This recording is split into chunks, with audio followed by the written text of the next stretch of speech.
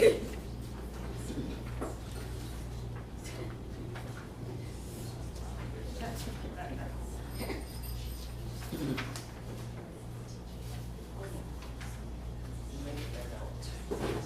have more, Theresa? No. I may, oh no, that's not true. Yeah, I got it.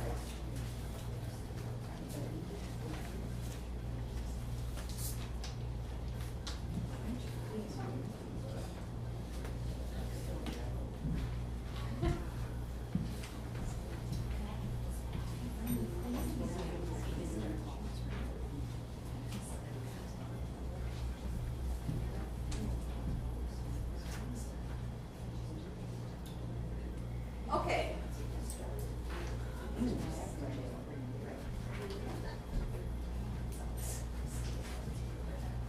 Well, I'm in my 33rd year of teaching, and I find as I continue to age and have successes and failures, and have friends who are aging, and we talk, my teaching is evolving and changing. And I'm having a lot more fun with my students, and I'm enjoying it more. And I'm realizing life is very brief, and you got to kind of grab it while you can. I'm finding that students who know they're cared about do better than if you're just shoving an informational agenda at them. And I every morning I pray, and I found this book last year, Moments of Peace in the Presence of God. It is a fabulous book. But it had it had this saying, if you laugh a lot, when you get older, your wrinkles will be in all the right places. And it's so true. I just, that joy that you can emulate to these kids is, and to our friends, and to everyone that we encounter in our lives is so important. One of the things I do is I do a student survey. And last year I had it, and I said, your teacher is not a mind reader. And I do it after the semester is going. And I ask questions like, how much have you been practicing? What is your favorite piece? What is the hardest part of piano right now? What grade would you give yourself? How many cats does Miss Stehly have? How many flowers do I throw all sorts of little things in there. And you can tailor make that to anything you want. But it's kind of a nice thing to say, hey, I care about what you think. And they fill it out and bring it back the next week. And I save them every year and kind of look back and read through it. And I just think it helps to keep that communication going with the kids and with the parents, to let them know, I care about how you feel. I care about what's touching you and what may be challenging for you. Another thing I do is a fall piano party, and I know many of you do this too, K through 6, and they all play 3 pieces. I usually do it the 1st of November. And we do duets and solos, and the students get to pick. And there's something about the camaraderie of getting together at that age that they think is pretty special, even though it's pretty simple. But they get a sense of other kids who are fellowshipping with them. And especially boys, I think, kind of like having that come together. So we do it like for an hour and a half at my house, and it's very simple. The next thing, the holiday open house. This has been, I'll tell you what, probably the best thing I do in my teaching. It came to me several years ago as I was drudging through Christmas, and we all know that it's very hard to get kids in tune, and they've got so many things pulling at them. And so I thought, yeah, let's use this to our advantage. Let's find out what they're really excited about, which is Christmas music. What are the parents excited about? Christmas music. So I take the last 4 weeks before Christmas, and all we do is Christmas. And I let them, actually this year I've got a little form I'm sending home. Do you want your child to participate in this? And they all do, but so it's not just me imposing that on them. And so we start on Christmas stuff, and we're doing a little program. And throughout the time I have little reminders, Christmas list, 3 copies of the program. I'll show you the program in a minute. Christmas photo, thank you cards. I had all the kids, this was inspired to me by getting those calls for money. They send you those Christmas cards, you know? So I had a bunch of these Christmas cards. And I thought, hey, one year I said, let's have the kids write their parents a thank you. A Christmas thank you. Dear Mom and Dad, thank you for giving me the gift of piano. Because it is a gift. And it really turned it around for them. So then what I did the next year is I went out at the end of the season and bought a bunch of Christmas cards. So now I let the kids pick the one that they want. And we have that ready for their parents. And their parents really like it. With Christmas outfit for our little program, and are your pieces ready? So what we do is there's so many Christmas books out there. They all have 2 or 3 Christmas books. But I always get into the season too, so I wear the socks, I wear the hat. I couldn't find my hat, it's put away, but I wear the bells, I have antlers, and you know, and so we get into the spirit that way. And then I take pictures of them, and I let them pick what kind of an outfit they want, or a hat they want to put on. I have these developed, and then I give these to the parents in their Christmas thank you. And you know, we all kind of, young and old, they get to pick the hat that they want to wear. But and Wall agrees is so good about, you know, making these pictures, but it really is kind of sweet. So this goes into that little Christmas card for the parents. And then I have them make up, and I'd like to get these back. I lost a few of these at the convention last year, but then I give them this cardstock, and I have them make their Christmas program.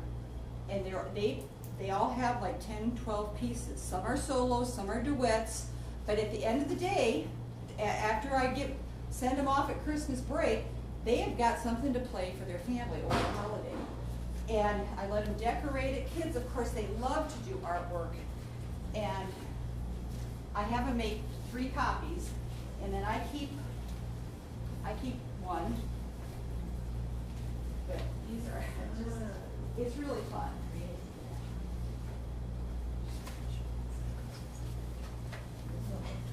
And even, I mean, the little kids, I mean, they all like to do this, and it's just so creative. So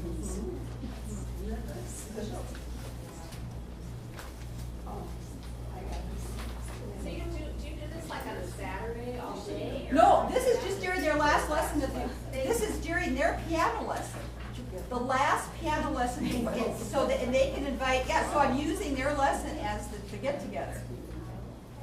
You know, so their parents. It's not a group, it's just No, it's just one-on-one. their individual little get-together, and they can bring anybody they want to their last lesson. So it's like, one year I said to Daniel, Daniel, who are you bringing to our piano party? Well, my mom, my dad, and my dog Sadie. You know, I mean, I said invite anybody you want. So, yeah, I've had my living room just full of people. You know, the grandpa, grandma, aunts, and uncles coming in, and then we do sing-alongs too. Every kid has a sing-along, a silent night, and I have turn off the lights, and we hold candles. We come up around the child, and we have candles. It's kind of like the old-fashioned Christmas, and I just always have this sense of community. You know, we're standing behind that child and saying, you know, they're playing and we're with you. You know, wow. I mean, how often do they get to sing with a big group at that age? And it's really fabulous. So when do they make that program ahead of time? I give it to them like, And they make it at home? Yeah, they make it at home, and we start talking about their pieces right at the beginning of that 4 week. Right after Thanksgiving, we're like, what are we doing? And we're adding to it, and so they're involved in that. This one is beautiful. You need to show this one. Oh, Abby, she's very artistic. Oh my. Oh my goodness. Isn't it? And this is mine to keep. Isn't that neat? So I think this is a great way to make something fabulous happen during Christmas. So you want to pass those down, the pictures first. So we see. Yeah. And then the programs. So I make 2 copies of the photos, so they all got to take those. Send these forward.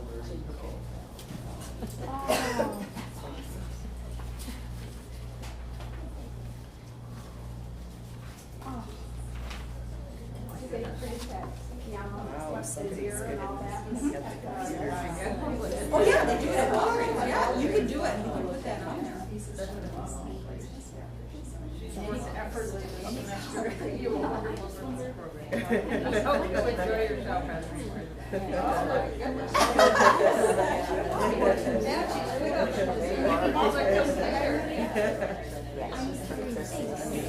Okay, so, moving on here, do I have all those programs?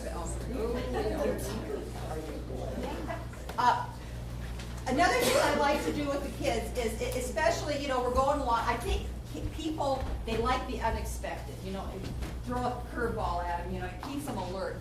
So we'll be doing a lesson going along, and so I will do a little game called You Are the Teacher. And I'll just, hey, let's play You Are the Teacher. So I have the kids come and stand here like they're the teacher. And we've got the lesson book there. And actually, I did this at the convention last year, and it was kind of challenging for the person who said they'd be the teacher.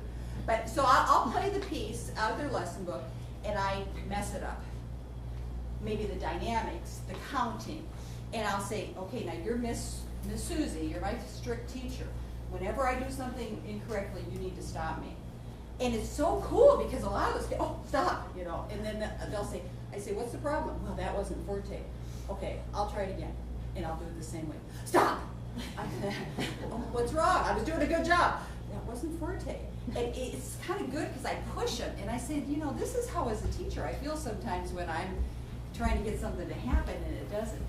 You can change the articulation, you can play wrong rhythms, and it's so good for them because they just, it twists it around a little bit. Mess you up. Now, I do this with all of my kids, and actually my niece takes lessons from Aberdeen, and I tried it with her. She could, if you don't practice it, it's very difficult. But when you start when they're very little, and you play this game, I'm going to tell you, it makes them so strong with duets. And so it's, I do it, all my kids can do this. So Phyllis, would you come up, please? And so what we would do, we'll pretend like we're at our recital. And the parents really like it when you do this. Okay, we're going to play a little game of Mess You Up. So the first thing, we play it the right way. So we're going to do this, we need 3 hands here.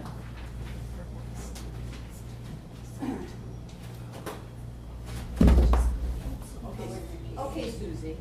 Yes, let's do the repeats. Okay. 1, 2, go.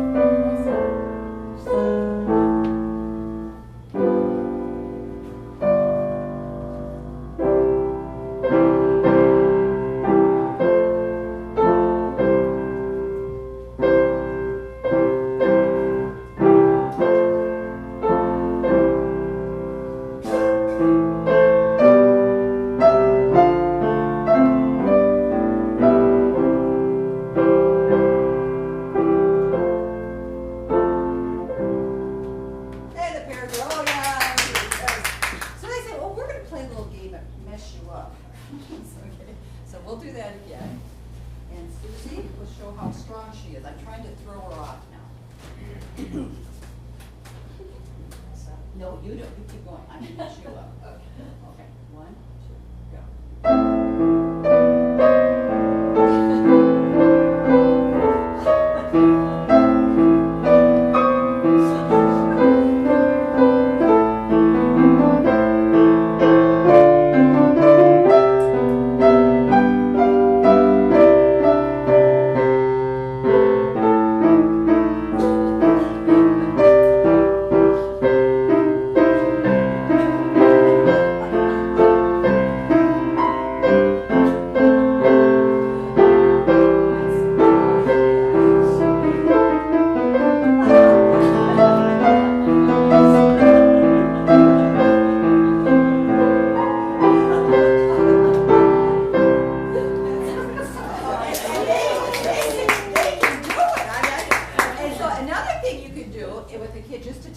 Is you say, hey, let's play the beat 1 game. So all they're going to do is play on beat 1. I wonder if shoppers did that one. Okay, so Phyllis is just gonna play beat one. We'll do a little faster. So she's just gonna do beat one. 1, 2, go.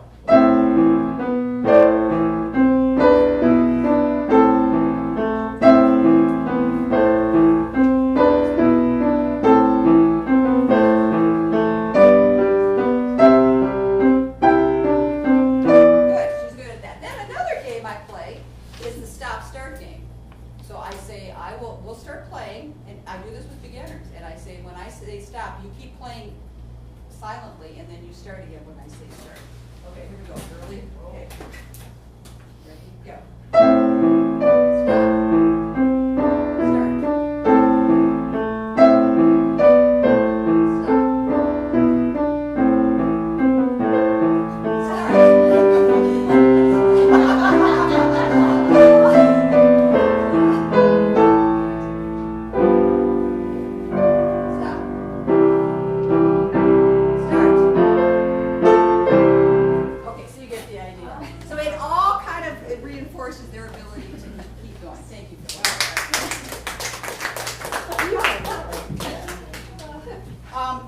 Another thing I use candy. I know some of you don't like candy, but I do. I say these little kids really like it. If they've practiced well, I give them a smart practice in the back of their book, and they get a piece of candy. When they get 10 smart practices, 10 marks, they get the big candy. They like it. If it works to motivate, that's good. Here's a great thing. I appreciate you gift certificate. And I found that this works really well with middle school and high school students. Let's say that even if they're kind of busy and they're doing all sorts of things, and whether they're really excelling or kind of lagging, I've done this. And so what I do is I write them a card and say, "Dear Ellen, I so appreciate your effort." And I read this a few years ago. It said, don't ever affirm somebody's innate ability. Don't say, "Mabel, you're so smart, you're so good." Because they really don't have any control over that. That's something that you're making a judgment on a talent within. Instead, you affirm their effort. "Phyllis, I love how you've been practicing, your effort. You've been using such great strategies." That way they can build on it. They can do more practicing. So what I would say is get a card and I say, "Dear Ellen, I love how you've been practicing. I know you're so busy, but you're making great progress. You are so responsible," and you know, just affirming her actions, and then send her a check to K&M for $10. And K&M, I just write the check out to K&M, and so then say, "Please buy a book of your choice." Or Schmidt Music. Or Schmidt, yeah, Schmidt Music. Well, I don't have the deal worked out with Schmidt, though, but I hate to send money or a gift card because sometimes those things get lost. This way I know it's going right to the store, you know. But they go out and buy music of their own and they enjoy it, and you know, at the end of the day, we're going to want to be encouraging them to be consumers of music for themselves. So that has been a very positive thing. Stick-ups, when I was in college, we made sticks. Over here. Oh, and I dug these out of my closet a few years ago, but these things have really been valuable. I mean, if there's a rhythm they're not getting, I get these things out. Or let's say they're playing and they seem a little tense, I'll just bring the stick over. "How are you doing here?" You know, and they know the stick's coming towards them or something. But sometimes you don't want to be invading their space, you know, with your body. So, yeah, and I just, you know, we use these sticks for all sorts of fun with them. So they're kind of fun. Collage. Oh, I didn't bring this with, but I have all these old Piano Explorer magazines, and you know, we get these things with pianos in it. And so what I've done in the spring, because I take it for my spring break, I bought some poster board, and I wish I would have brought them because they're so cool. And I had the kids pick out the magazine they like. I made one myself first to show it to, and I said, "I want you to make a piano collage." And so they cut those pictures out and notes, and you could write on it, use colors, and they bring it back, and then I displayed it. But again, it's just an artistic thing. They like to combine the arts together. So it's a good way to use those up. 2 minutes, okay. The simplicity of a smiley face. How much time were you giving me, 20 minutes? Yes. Well, I'm gonna take 25, because then you'll have 25. We want to be done at 11 here. It's smiley faces. Never underestimate a smiley face for affirming someone.